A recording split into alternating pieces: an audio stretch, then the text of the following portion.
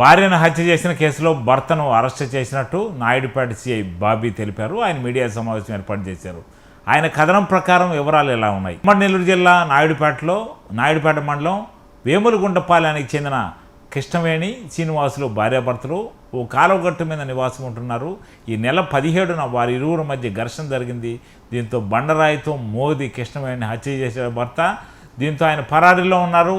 ఈరోజు అరెస్ట్ చేసినట్టు సిఐ పేర్కొన్నారు. ఈ నెల 18వ తారీఖున ఒక లేడీ యొక్క శవం గేట్లో పడినట్టుగా రావడం సమాచారం పోయి అక్కడ వెళ్ళి కేసు నమోదు చేసుకుని దర్యాప్తు చేయడం జరిగింది.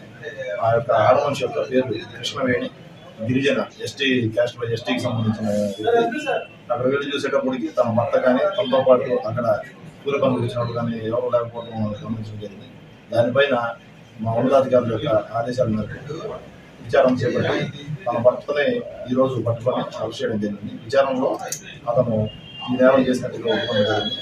భర్త మానికల శ్రీనివాసులు తనకి వివాహం అయిన తర్వాత భర్త వేరే వాళ్ళతో అక్రమ సంబంధం పెట్టుకున్నట్టుగా తరచుగా అనుమానిస్తున్న వల్ల ఇద్దరు కలిసి 17వ తేదీన ఈ నెల 17వ తేదీన ఇద్దరు కలిసి మధ్య సేవించి ఆ రోజు సాయంత్రం ఇంటికి సంబంధించి వాళ్ళు ఏట్లో చిన్న గుడిసెలేసుకుంటా ఉన్నారు.